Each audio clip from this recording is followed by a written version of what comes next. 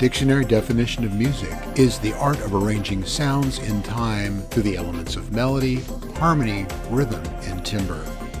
Low Pass Filter is a show about the nature of this thing we call music, how it functions in people's lives, how it's contextualized by society, and why we find certain music meaningful.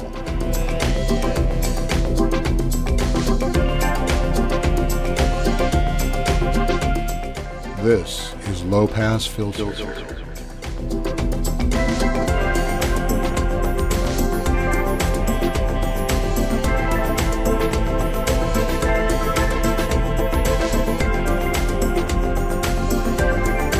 Hello and welcome to Low Pass Filter. This is a show where we talk about music and what it means in our lives. And as always, I am joined by my co-host, Bandon Wayne. What's up? Welcome, Bandon. And I, of course, am, as was established earlier, I am Mateo Noche, at least for the purposes of this show. I think it's well established. I guess it has been. There's no escaping it. Hey, you gotta work what you got. That's right. Yeah, no kidding. So, as always, we go back and forth each month and trade off on picking topics. And this month, Bandon picked the topic. So why don't you tell us a little bit about what you picked and why you picked it? It was my turn this month, and I thought we should talk about what is soul in music. Soul music, or the idea of music having what we call soul. Yeah. Which, we all have souls, we believe. That's right. But although I think there's a couple of people that we maybe might be missing crucial pieces of their soul, but that's another show. That's another show. But when we're talking about music and we talk about soul, it means something that may be a bit esoteric, but we tend to understand what that means. And I thought it was high time we got into it. Yeah, no doubt. Well, as always, let's just go ahead and define terms. Indeed. Soul music is a popular music genre that originated within the African American community throughout the United States in the late 50s and the early 60s. It has roots in American gospel music, rhythm and blues. Soul music became popular for dancing and listening, where record labels like Motown, Atlantic, and Stax were influential during the civil rights movement. And it's characterized by catchy rhythms, stressed by hand claps, and extraneous body movements. Other characteristics are the call and response between the lead vocalist and the chorus, and an especially tense vocal sound. That's what it says here. An intense vocal sound. Not intense, but tense. Oh, okay. But intense also works. Okay. Soul music reflects the African American identity and stresses the importance of African American culture. And the newfound African American consciousness led to new styles of music that boasted pride in being black. And being such a creative genre of music, it emerged from the power struggle to increase black Americans' awareness of their African ancestry. Soul music also combines different elements of music that includes gospel, rhythm and blues, and jazz. Yeah, I think we'll discuss that sort of evolution to what became known as soul music,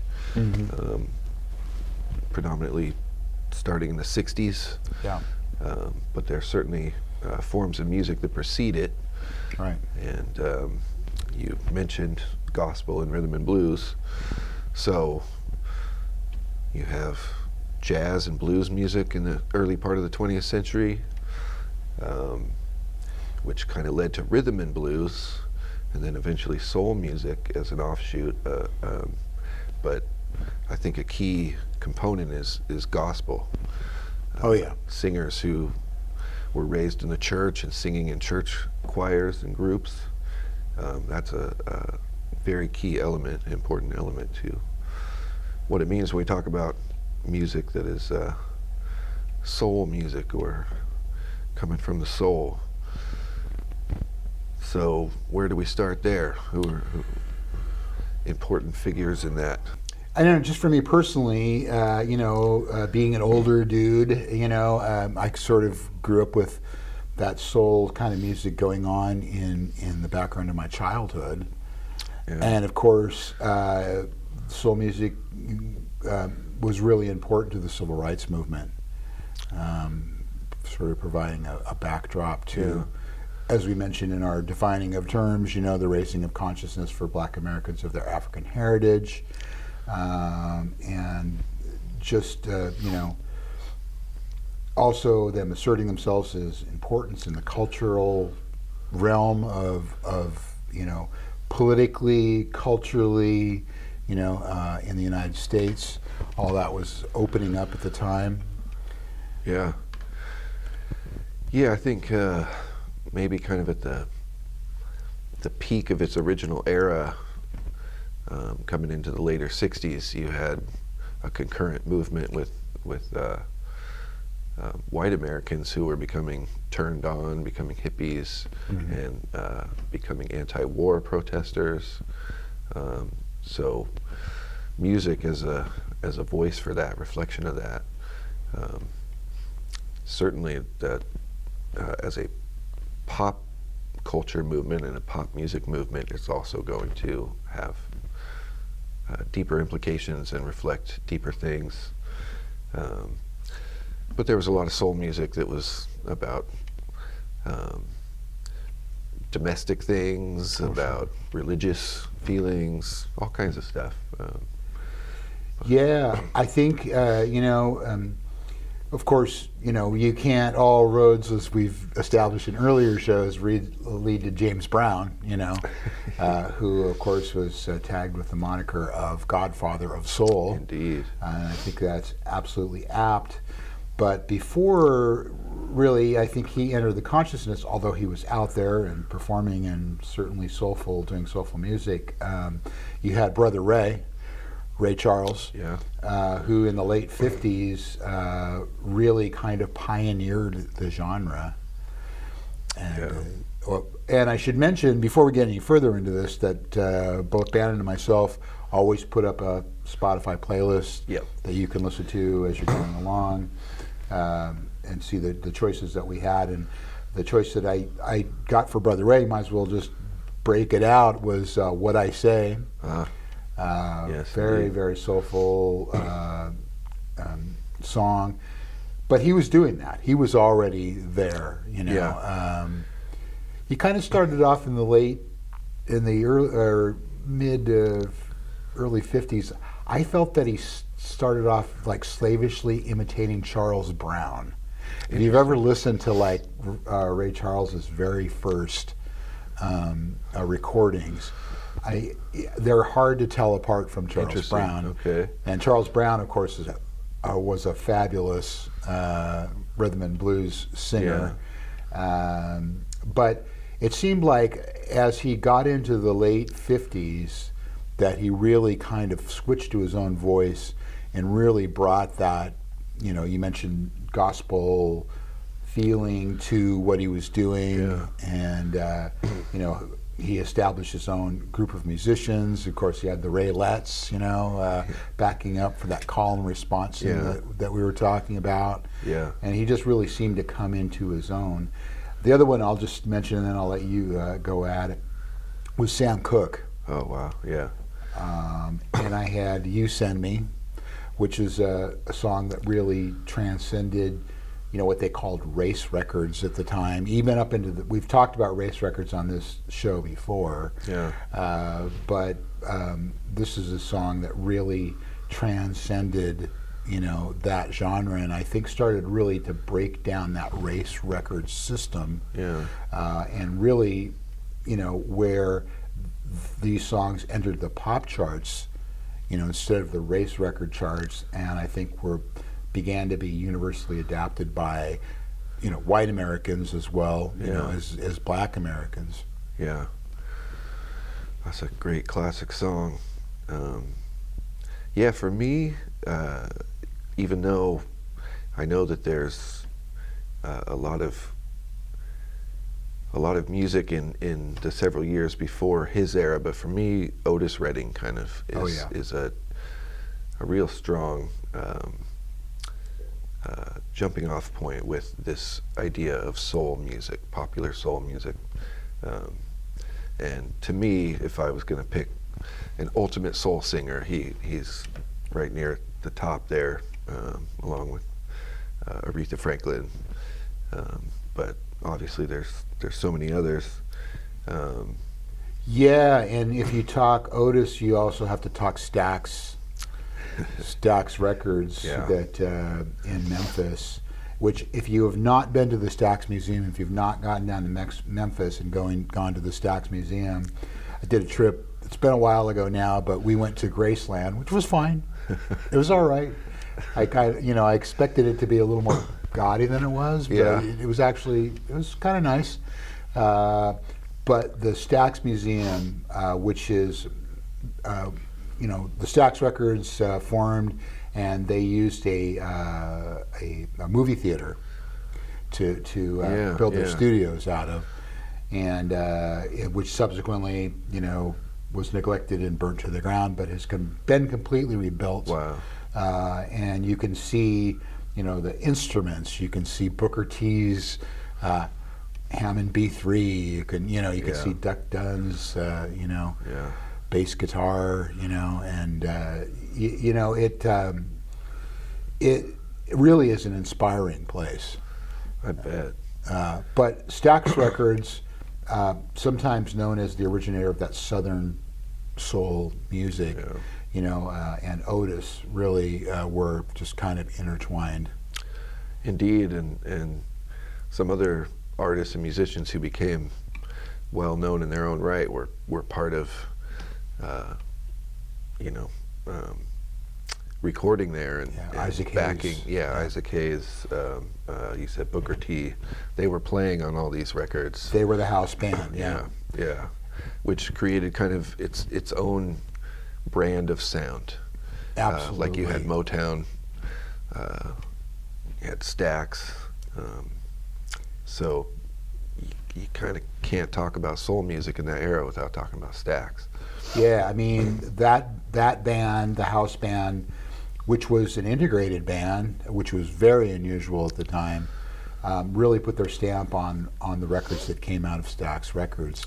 Yeah. Now you mentioned Motown, and this might not be fair, but I always thought of Motown as more of a pop outfit. I really do as well, but they are very very important to that genre, as it were, being defined as something separate from rock and roll and the blues, but it was very pop. Yeah. So, Wonderfully so. Yes, indeed. Yes, indeed. I mean, we probably both grew up listening to Motown. Absolutely. That's some of the earliest music I can recall. But yeah, so people would think of the Temptations and the Supremes as being soul artists, but it was geared much more to probably a wider audience, and it had its sound, but to me, yeah, it is much more on the pop side. And some of those records I don't even file in with my deep soul music, even though there is a lot of soul in them. Right. And of course, they also, like the Temptations, for example, kind of pioneered that psychedelic soul sound as you got closer to the end of the 60s. Yeah, and, very true. Raising consciousness about things like the Civil Rights Movement, about the Vietnam War. Yeah. And there are subgenres. There's a number of subgenres of soul, of which Motown is considered to be one. There's a Southern soul, Memphis soul. There's a New Orleans soul, Chicago, the Philadelphia sound, which we've talked about on this show before. And then there are things like, the British soul, which is probably more of a modern kind of movement. Although, you had like, Dusty Springfield, who, was very much in that sort of soul torch. She's kind of a torchy singer, but she also had a very soulful sound recorded in Memphis with those musicians down there. Yeah. I mentioned psychedelic soul, and then of course there's blue-eyed soul, you know, which we may get to if we don't run out of time. Yeah, I didn't put anybody in my list that would be in that category because that refers to white vocalists who, you know, people felt they came close to expressing that same soulfulness, which kind of involves a certain type of inner fire, and you know, sometimes you might have those conversations. Who's the most soulful white singer? You know, always up for debate. Well, of course, the answer is Tom Jones, but we'll come. Always up for debate. Yeah, but it is a very American form of music. Absolutely, yeah. And you know, it really came from a place of, you know, the experience, the African American experience, you know, throughout the 19th and 20th century. You know, a certain longing, of course, to be free people and, you know, not to be oppressed, and you know, and as we mentioned, the church coming directly out of the church, which often did not appreciate soul music at all, because it was secular in nature, and they felt like, but someone, you know, who kind of crossed over and is still kind of crossing over today, and I think we both mentioned, was Al Green. Oh man, Is and was Al Green high on my list? Some people would put him at the top as a soul singer. Let's Stay Together. I think we both had that song. Yeah, you can't leave Let's Stay Together off. I had maybe one other tune. There's that gospel church feeling in his music for sure. He is and was a reverend. Yeah, he is and was.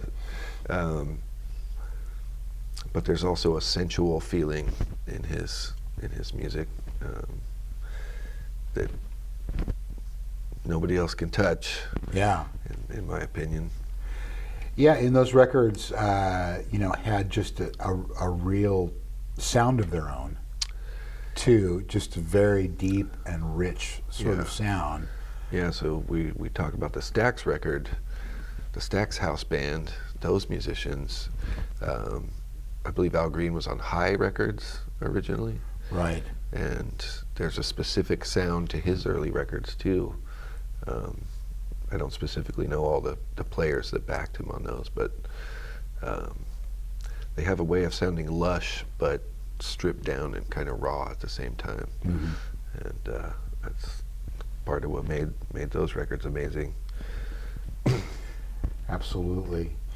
Well, you know, just for me, growing up, and I mentioned this before, it's like, you know, you live in this white world, you know, with white people and everything's white, and all of a sudden this music just kind of comes into your consciousness, and really, for me personally, you know, it raised the awareness that, hey, it's not an exclusively white world, that there are people out there that are living, striving, suffering, loving, you know, creating, you know, and, you know, I think for me personally, I felt like it, you know, I was a kid, of course, so, you know, I didn't really understand the ramifications of race in America, but it really, you know, put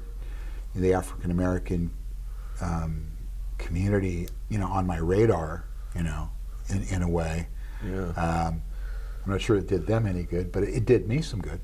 I was born just a bit later, so it was there already, and thankfully my parents were very, you know, musically conscious at that time in my life, and we've discussed that before. So Motown and the Beatles were equally relevant, and then other specific artists that that my mother loved. My father was a radio DJ, so he knew lots of artist singles, songs that were relevant in that era from a DJ perspective. So for me, Sam and Dave, Al Green, Otis Redding, that stuff was present. And like you said, I didn't really understand ramifications, going along with that music coming to be in the mainstream or available to everyone. But clearly there was a time where it was struggling to be heard as much as music coming from white folks, and so that's something I guess over time became more clear to me. But since I was a kid, soul music was just as relevant to music. Fortunately, my mother loved a lot of deep soul sounds. So it's always been with me. Well, believe it or not, we're right up at our first break. We're going to take a minute and go away, but we'll be back with some Low Pass Filter in just a minute.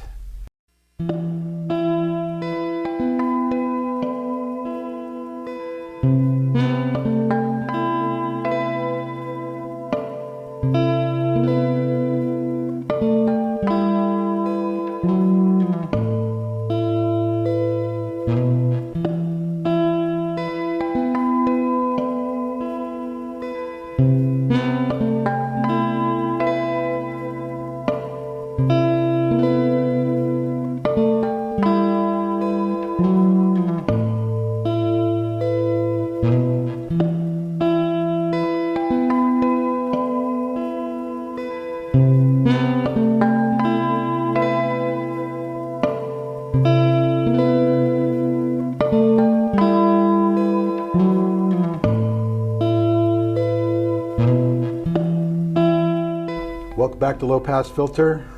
Mateo Noche here, Bandon Wayne there as always, and we're talking soul music. So I've mentioned the Godfather of Soul before, and we've talked extensively about James Brown on this show when we were talking about funk on a previous show. He was called the Godfather of Soul. Yes. But I also refer to him as the Godfather of Funk. All right, well, I think that's And fair. I think that, he has both of those titles, but you probably can't have the funk without the soul first. No, you can't. So, I had on my list, it's a man's world. I got back when 8-tracks were a thing. Ask your grandfather. One of my very first 8-track tapes was this 8-track called Soul on Top, which was James Brown covering a lot of really interesting stuff, including Hank Williams. this was a legitimate James Brown release? A little, yeah, absolutely. Yeah, it's a great record, by the way. Louis Bellson was the band leader and drummer on it. So it was a very big, lushly produced horn sound. Yeah. But of course, this song, "It's a Man's World," was on there, and really just laying down the soul and that sort of stuff. And then, of course, I think it was the Tammy concerts in which he appeared. This was a primetime television special that happened in the early 60s, which you can go on YouTube and see, and you should, because it's awesome. But anyway, really brought him into the forefront as a soul singer and just a force of nature,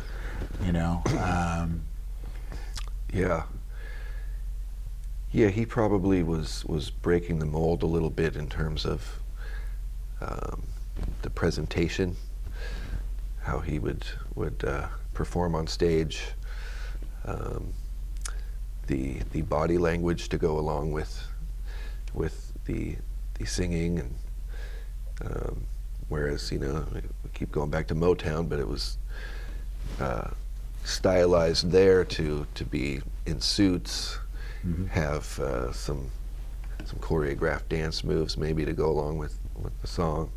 James Brown comes out and just, explodes and freestyles. He probably had routines as well, but Oh, yeah. it was less genteel, perhaps. Well, and I would submit that Michael Jackson stole all of his good moves off of James Brown.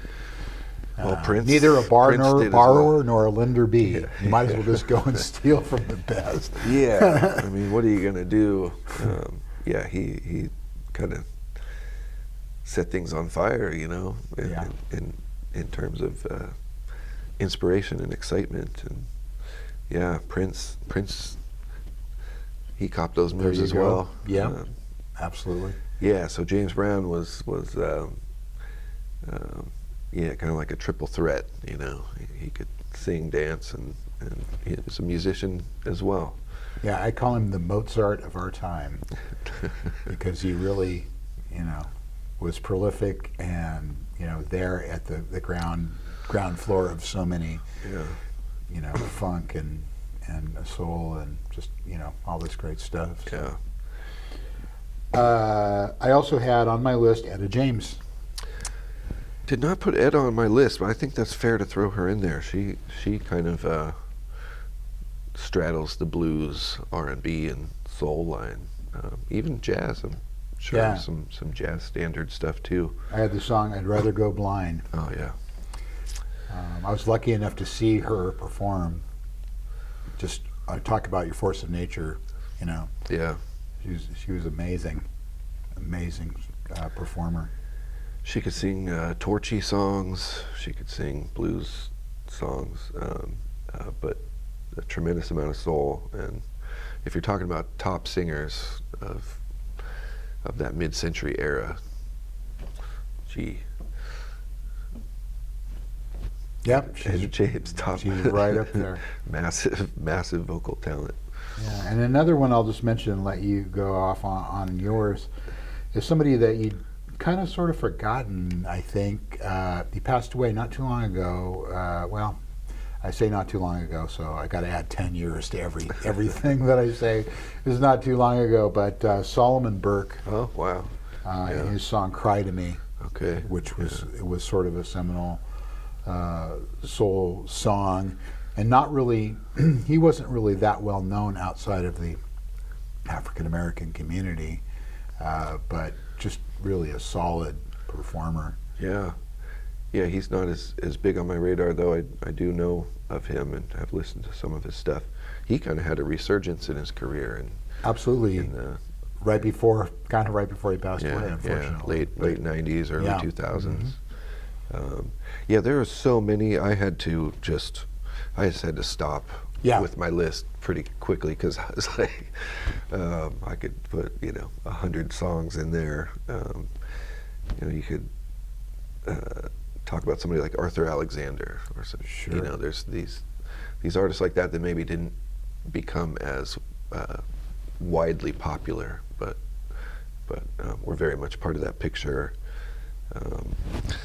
Yeah, so who else did I have unique? Definitely got to talk about Aretha Franklin, and, Oh, yeah. and I put Do Right Woman, Do Right Man, and Chain of Fools. I could have. Yeah, so when you talk about Aretha Franklin, you kind of have to talk about Ahmet Ertegun, who was the head of Atlantic Records. And he basically stole her away from Columbia Records, where Right. where he felt like she was being wasted. Uh-huh. They wanted her to do, kind of more straight sounding Yeah. records or more bluesy sounding records, which of course she was good at. There's a really great compilation of her Columbia recordings, but it was really once she went to Atlantic and was given free rein to, first of all, play the piano. Okay. She was a fabulous pianist, which a lot of people don't really realize. But she was allowed to pick her own musicians, and so she went down to Muscle Shoals, recorded some great stuff there. But when she started playing and singing, for herself is really where I think it all came pouring out. Yeah, it's amazing.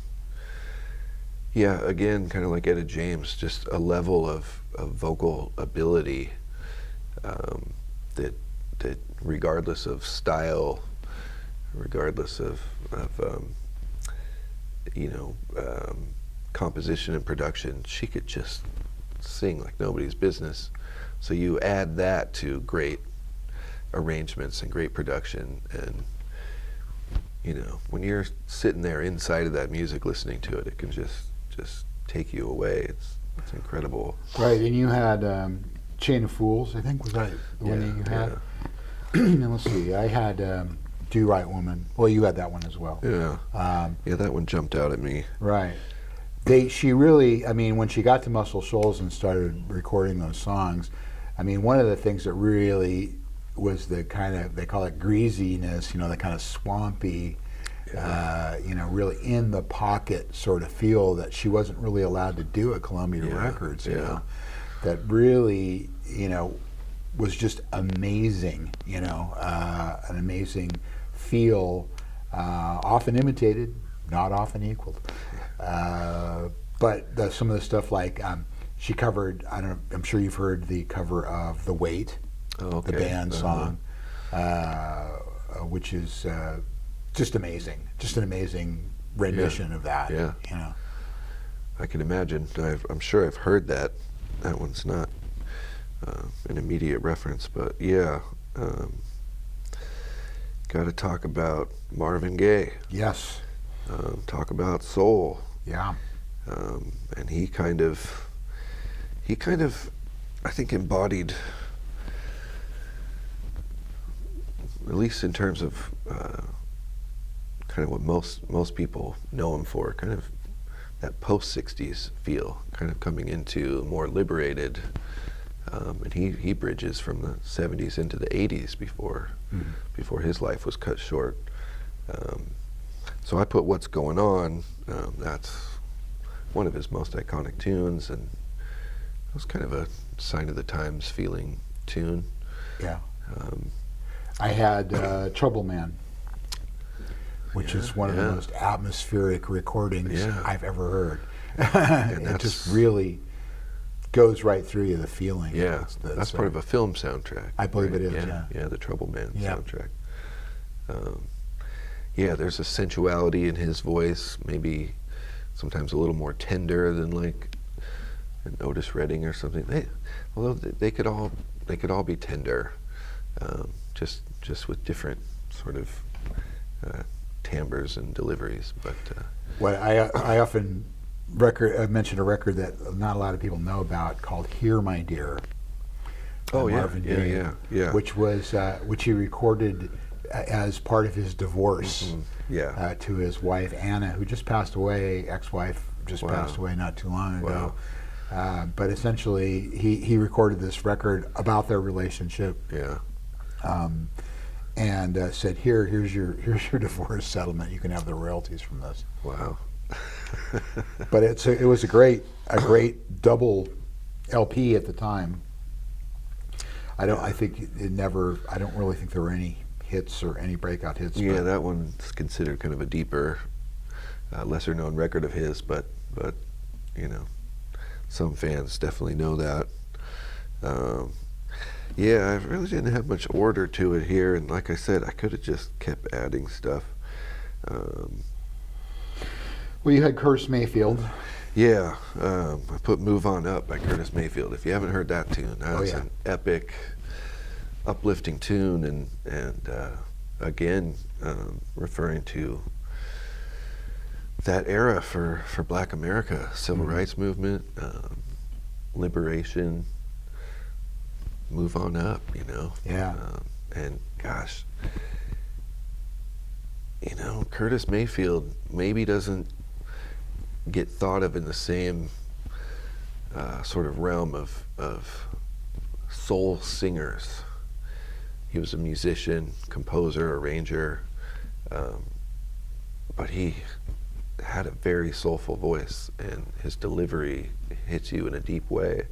Well, you mentioned movies, of course, and what put him on my radar, of course, was Superfly, Yeah. from that movie of the same name. And talk about crossing over as well, for that era, that kind of soulful funkiness. How many people that love music haven't heard of Superfly? Right. That title track, maybe Freddie's Dead. Freddie's Dead, Pusher Man. Pusher Man, yeah. Iconic songs.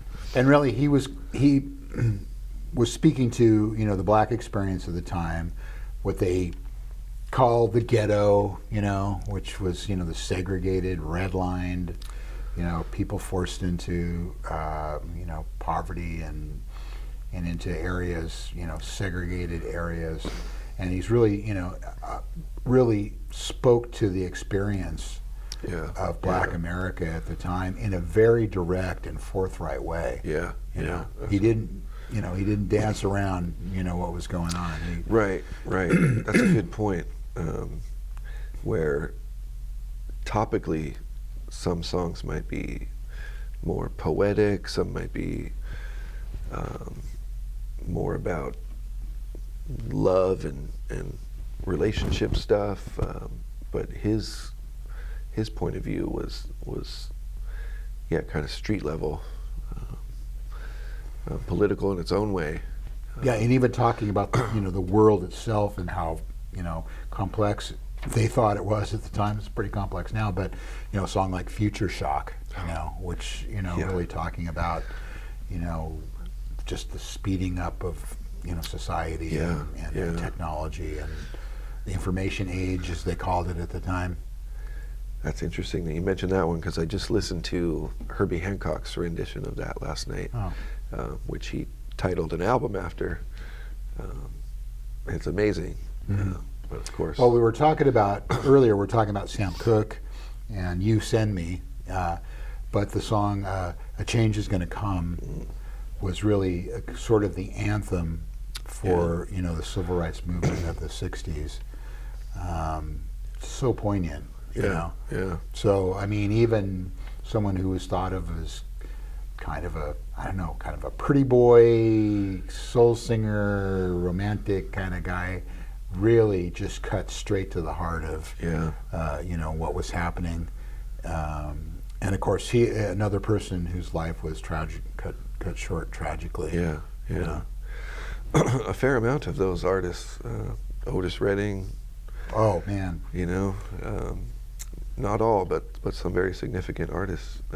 Well, I remember hearing Dock of the Bay, as a kid, and just loving it. Of course, loving the song, and then come to find out that he had died like a couple of days before it was released. I mean, I didn't really even appreciate that fact at the time. Yeah. But that was a huge song. You just couldn't get away from it. And another one of those songs, just so evocative of a feeling. Yeah. It really is. And that's a crossover song. Oh yeah. I think that song's in most people's consciousness. Fortunately, I was aware of it before Mr. Bolton covered it in the '80s. Or was that who?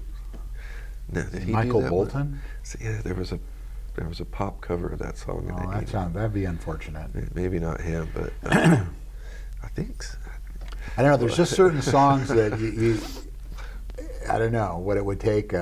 Maybe ill-advised, is the word to try and let's do one better, or what can you add to that that hasn't already. That's a good point. Yeah, what are you bringing to that? Right. That's a strange choice for your career there, but I guess maybe it works for some people to do that. Sitting on the dock of a bay. First time I heard "Try a Little Tenderness" by Otis Redding. We could go on and on with these people's songs.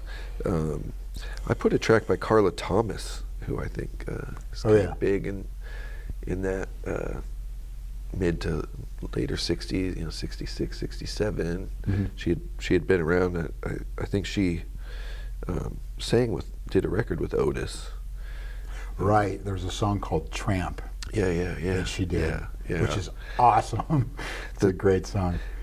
The song I put is from an album I have by her that I just think front to back is an amazing record. It's got kind of a southern soul feel to it. Stevie Wonder. Oh yeah. Yeah, I had a hard time with that particular pick because I love Stevie Wonder. Who I did a show. I have a show down at K-Mud, and I was playing. I don't know, I forget what it was. Oh shoot, I'm drawing a blank on what it was. It was I know. I did a Burt, because Burt Bacharach just passed away here not too long ago, and there was a White House award ceremony where Hal David and Burt Bacharach were given an award, and they had a lot of performers, and Stevie Wonder did Alfie. Okay. In which he, first of all, that song slays me. Okay, there's just something harmonically about that just gets to me every time. But he did, his version of it with this extended harmonica solo. Wow. Was just killed, But and that's all. I mean, that's what he does. He's just amazing, But I don't know, as soulful as he is, and he's toweringly soulful. I don't know. I just didn't. I didn't really put him into that category, and that's probably wrong. Sorry, Stevie. You belong wherever you want to be, but yeah. Well, that's the thing. I felt I don't know if more pop is the thing. Yeah, probably. I think it would be fair to say that he transcends that genre of soul music, but he comes from, he comes from gospel and soul, and little Stevie Wonder was very much part of that picture, I think. But once he kind of came into his own, his adulthood, and was really taking music in the direction he wanted to, it becomes transcendental. Well, the other thing, I think one of the reasons I get this feeling is because of those 4 records that he did, Inner Visions, Songs in the Key of Life, and in which he basically performed all of the instruments, and I don't know, there's something just about that just it's a little different to me than that soul grouping, But I'm probably wrong. I'm sure I am. No, I think that's fair to say. Kind of the way we look at the Motown sound as being more pop, but it connects. And would I rather call Stevie Wonder a pop singer or a soul singer?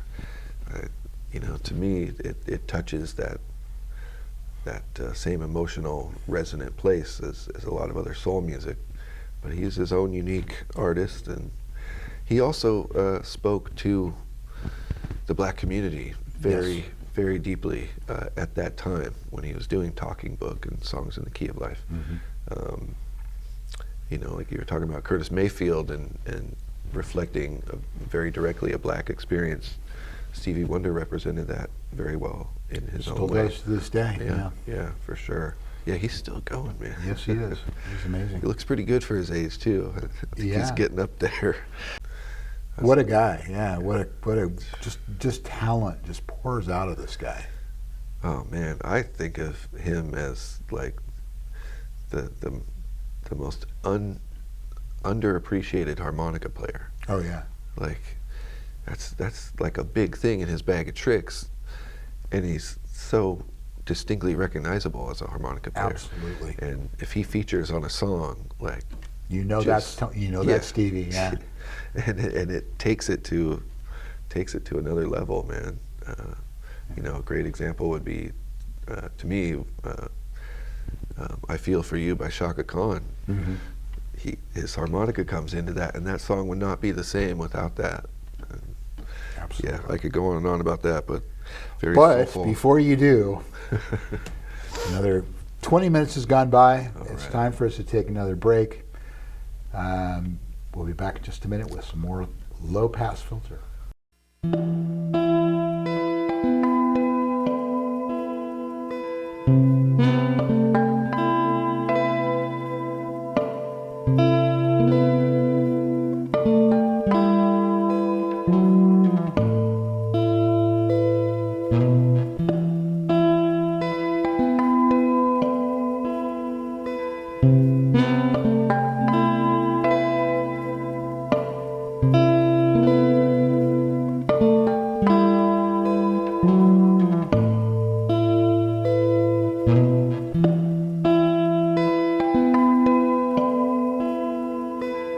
Welcome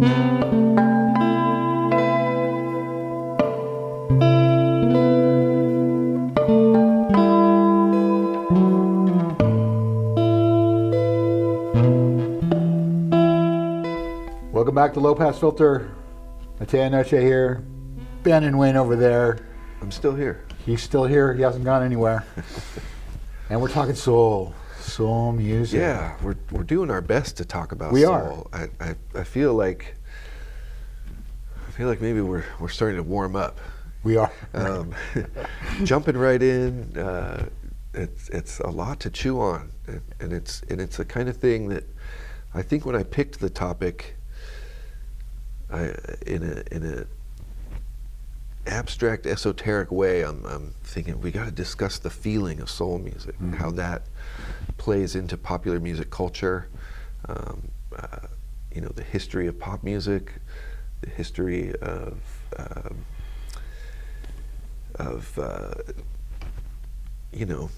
an evolution in the lexicon of music, self-expression, topical things that we wouldn't be where we are without, and so deeply tied into my evolution as a lover of music.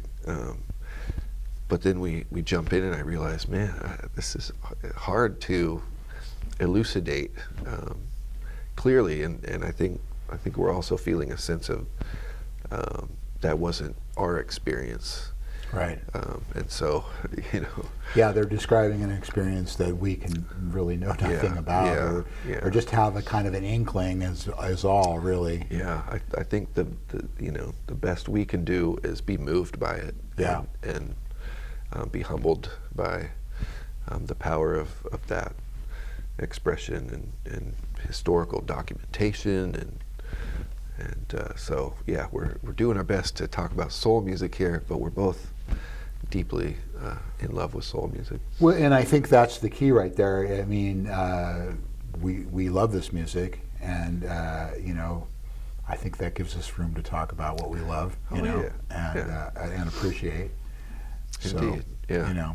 For what it's worth. And of course, all this stuff is very subjective, as we've mentioned in the past. Music is what speaks to you, what moves you. For sure. And maybe I can't imagine soul music not doing that, but it's possible, I guess. Maybe Latvian folk music is more your deal, but that has soul too, I guess, if you're Latvian. Yeah, and that's an interesting thing too. Is all music has soul. I think would be a fair, anyone expressing themselves, especially very authentically.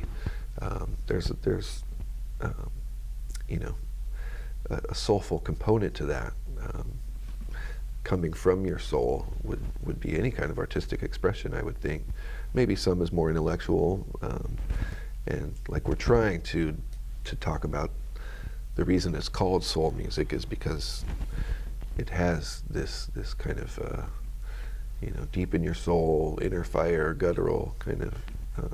Yeah, maybe it's a little less deliberate, and it's a little more the spirit sort of takes over. That's a good. And the outpouring of soul. The outpouring of one's soul comes out through it. Yeah. One time at work years ago, I don't know what initiated it, but I think I surveyed the employees on hand, my coworkers and my boss. Who's the most soulful white singer? Okay. And that's kind of an interesting exercise, because we do have kind of a thing in our minds about, well, can a white singer do that same thing? Can they hit that same emotional resonance? And I think, of course, but there's a different feel. There's a different feel. But some of the ones that came out were Rod Stewart, Van Morrison. Oh yeah. Joe Cocker. Yep. Although Joe Cocker, Well, slavish Ray Charles imitator, but sure. Okay, but fair enough. He was raised. He was raised in that conversation. One that I like is the singer of the Small Faces. Right. Yeah. Always draw a blank. Sorry. But anyway, you're out there. Eric Burden was thrown into the Burden, mix. Mike McDonald might qualify. He's for contemporary blue-eyed soul of the 70s and 80s. Yeah. And I had on my list Hall & Oates. Yeah, Philly sound. Yeah. Yeah, Absolutely. And I think that's fair. And maybe Daryl if Hall you get specifically. into, I'm sorry. Go ahead. Oh, I just was specifying Daryl Hall maybe more so. Okay, fair enough. I was going to say, if you get into like modern soul music, you might talk about Amy Winehouse. Yeah, she was considered. Or Adele is also kind of put into that category. Yeah, and there's plenty of modern artists. Alicia Keys, maybe. Amy Winehouse. Jill Scott. Jill's, yeah. Erykah Badu is my all-time for at least the last 20, 25 years. Erykah Badu. Yeah, Jill Scott came up at that time too in the mid '90s. She was excellent. Amy Winehouse was kind of given the torch in a way for that. Maybe more Stax influence. Well, they call it British soul. Okay, yeah, but had that kind of. If that's possible, is that not a contradiction in German? No, there's been plenty of soulful people from the British Isles. Yeah.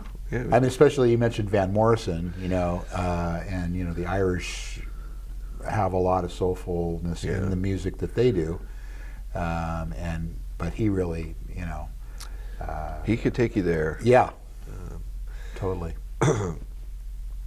So where are we going in this last chapter here? Well, I think we're getting close to the end here, so we probably want to sum up. I think I think we have some great examples of classic soul music, but it's so extensive, and I don't know if you're not deeply into that sound as of yet. Just looking these up, I'm sure through Spotify or YouTube. There's well, we've got some good examples, I think, on our playlist. And then today, what do people do today in terms of seeking out music and culture? They go down rabbit holes, right? So there's endless rabbit holes to dig into. Yeah, I threw Midnight Train to Georgia back last night. I thought that was that's important a good one. Example. And I see you had the Sweet Inspirations. Yeah, that one, lesser known group. They have a gospel feel, but holy moly, that song I put, that's an all time. Right. Well, like songs like "I'll Take You There." I think we've left more that we could have gotten into, but they didn't. But yeah, for me, it's just that music, even though it's still being created today, it's just really evocative of a time, and a feeling, and even a hopefulness that I'm not sure totally exists anymore. I think that's a great point too. Yeah. There just seemed like there was a lot of possibilities, a lot of cross-pollination. We've talked about this in the show before about how we're kind of all in our own little silos and people do their own thing. But at the time, these musicians were, performing each other's music. White musicians were performing their music and vice versa. I think you had the Supremes in yours. I have. I can't remember what it's called, but it's like the Supremes doing Beatles covers. Oh, yeah. But I don't know. It just, it felt like at the time, even though it was a fairly scary time politically, like the time we're in right now, with the Vietnam War, with protests, with radicalism on the left instead of the right this time, there was still an underlying feeling of hopefulness, I think, Yeah. to the time and the music. Like Yeah. humanity could be inspired to do better things. Yeah, I really think so. Yeah, maybe there was struggle, but less noise, maybe, and people were kind of galvanized around what was really important and where people wanted to go, um, in terms of the future and living in a better world. People still want that, but there's a lot of noise. And Yeah, I mean, there was that hopefulness in the music. Yeah, We were hoping for something better. Oh yeah. Yeah. I don't know if the '70s wiped that out, but maybe. A lot of things came into the picture, but yeah, I was going to kind of just tie in with what I kind of mentioned earlier, that music was there for me at the beginning of my life, and it feels like it was always there. We had jazz and we had soul music in my household,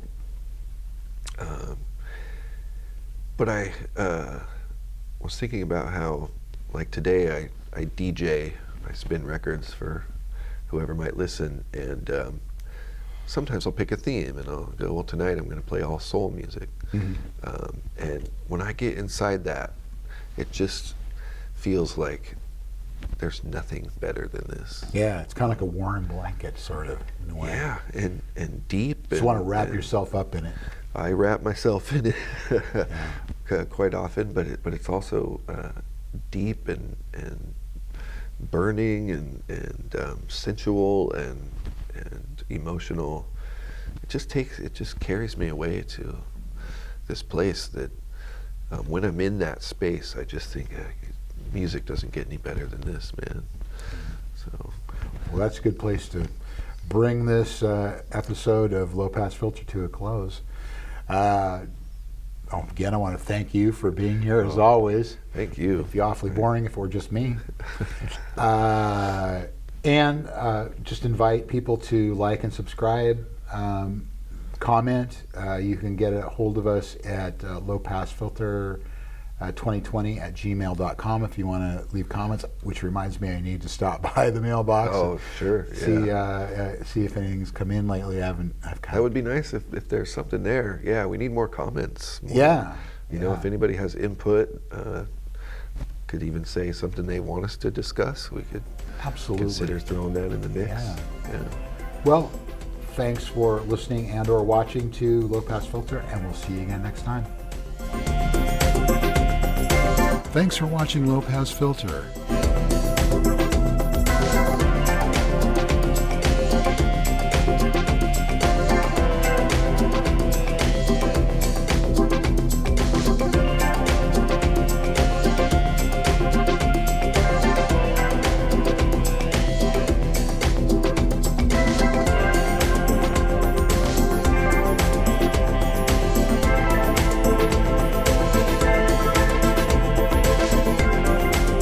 Contact the hosts at lowpassfilter2020@gmail.com. Be sure to like and subscribe and hit the notification bell to be notified about future shows.